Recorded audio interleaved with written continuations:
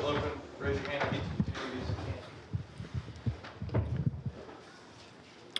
So, this was a test, for us. I told the players early in the week, last week, that this was going to be a test, that we were going to play a really good team, and we would actually find out where we were as a team. And this was a test for everybody. It was a test for the coaches. It was a test for me. It was a test for all the players.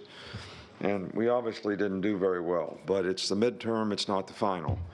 So if we can learn from some of the mistakes that we made, coaches and players alike, we can all get better and have a lot better opportunity, I think, to be successful in the future. So, but everybody's got basically two choices. You can throw in the towel and quit and be mediocre, or you can fight and grind and do the hard things that you need to do to be successful. And I think you don't want to waste a failing, and we certainly don't want to waste this failing. So we're all going to be committed to trying to do things better, practice better, prepare better, have a better plan, for the players, whatever it is, all of us, coaches and players alike. And it all starts with me, and I obviously let our team down in terms of how we were able to execute and play. We went back up and had like 10 penalties, 2 of which, negated touchdowns. They got 10 points off of turnovers, and we gave up way too many explosive plays on defense. And we have to correct all those things if we're going to be able to play and have the kind of team we're capable of having. So I believe in these players. These players have worked hard. There was a great atmosphere in the stadium tonight. I appreciate the fans, and they did their part for sure. We didn't do our part well enough. It starts with me, as I said before, but we're going to do everything we can to get it right and get it fixed. We'll start with Nick Kelly here in the middle. Texas had 5 sacks. What do you think led to some lapses at times in pass protection? Well, a lot of those sacks were 4-man rushes. One of them, I think, was a 3-man rush. We didn't get any pressure on their quarterback. We're trying to play so we could cover their receivers and rush 4 guys, and we didn't affect him at all. And the third down stuff that we did do, they did a good job of moving the pocket, picking us, and playing man-to-man. And so we didn't do a very good job of affecting their quarterback. And, we just got to do better. I can't sit here and say one guy broke down in pass protection. I know, like, something different happened just about on each one of those. And I think, sometimes we held the ball at quarterback. We got to do a good job of reading it and getting it out of your hand. And I don't think we did a good enough job of getting away from people and getting open. And they did a good job of matching the patterns. So. With Charlie. Hey, Coach, just what did you think of the way that Jalen played tonight? And did you give any thought to maybe playing multiple quarterbacks? I did, but when he put the drive together to go down the field and score, when we got ahead, I thought that gave him a lot of confidence. And but we never ever discussed it. I can't sit here and say the thought doesn't come to mind for any player that's having a difficult time. And but he made some good plays at the end of the game, and that was good to see. Obviously, the interception was critical in the game. And so we're just going to work to try to get all our players better. Come over the left side of John. What did you see from Quinn Ewers and the job he was able to do, kind of moving the ball and hit some of those deep passes against you guys? Well, we didn't do a very good job adjusting to some motions. We made some mental errors, got people in the wrong spots, and we didn't match the patterns. A couple times we were fine. We had a middle of the field safety. We got pass interference a couple times. They made a good catch one time. Coley had a guy covered really well, and 5 made a really good catch. And we were playing quarters and they had a quarters beater and we didn't poach the safety. I mean, it's a lot of technical stuff, but can't let people throw the ball over your head if you're playing in secondary, so we need to get that fixed. We'll go to Matt. Any other questions? What do you think is the root cause behind having so many bad or bobbled snaps? That's a good question. It was very surprising to me. We haven't had an issue with that in the past. We haven't had an issue with that in practice.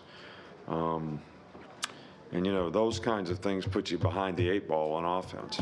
You get a 5-yard penalty. We had a couple of those false starts. I think we had 2 snaps and 1 false start. So put you behind in sticks. So the discipline of playing, and this is one of the things I talk to our players about, is it's great to have emotion and play with emotion. Everybody should have that. But that motion has to be channeled into tangible, functional execution. So you got to focus on the task at hand, one play at a time. It's got to be very intentional. If you get emotional, then you make bad choices and decisions. Your brain doesn't work like it needs to, and bad things happen. Whether you make mistakes on defense, whether you snap the ball poorly, whether you jump off sides. We had a chance to stop them at the end of the game a couple times, and couldn't get off the field and let them bleed the clock. So just all in all, we just didn't do what we needed to do to have a chance to be successful against a good team. Ryan Hennessy. Coach, when Jalen throws the first interception, did you see him kind of, when we talk about taking it one play at a time, did you see him a little cautious throughout the rest of the first half at all? Did that impact why the slow start in the beginning? I can't really answer that.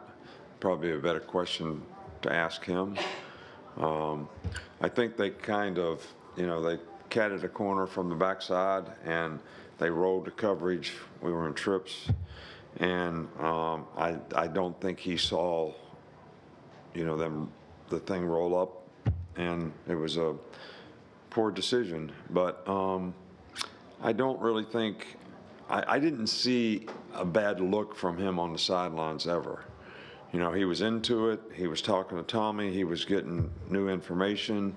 So he certainly didn't get the poor me's over any of it. He was competing like crazy and came back and made some really good plays. We had a chance. We got ahead in the game, and what was there, 11 minutes to go in the game or something? And so anyway. 2 more, Katie and then Nick Alvarez. Could you just hit on getting ahead at the end of the third quarter and then and held Texas scoreless in the third quarter? What changed between the third and the fourth? Did you see something in the players, or was it just a lack of execution in that final quarter? No, they hit big plays. If you look at until the end when they ran the clock out with like 5 or 6 minutes to go, we had a chance to stop them on third down. They ran for first down. We had another chance to stop them on third down, jumped off sides. But all the plays that they made were all explosive plays. All were explosive plays.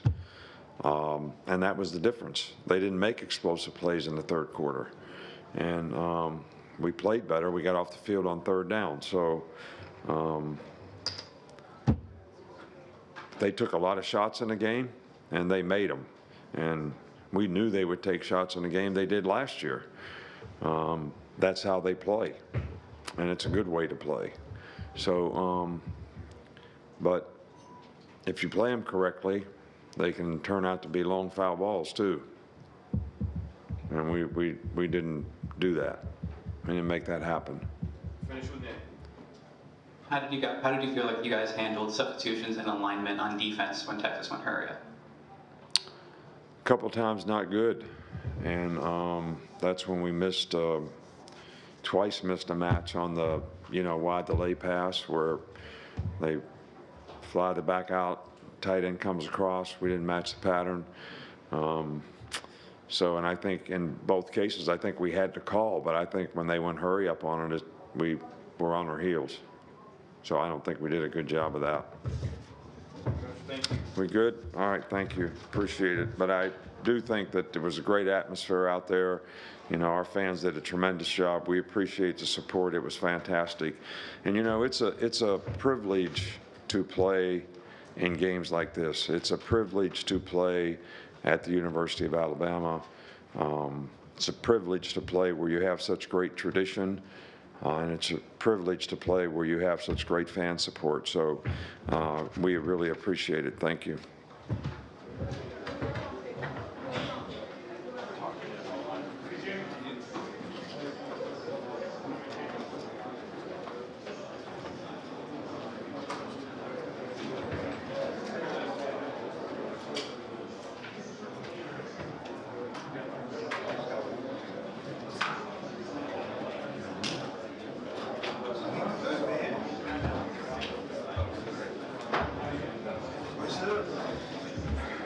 I'm good, man. I don't need that.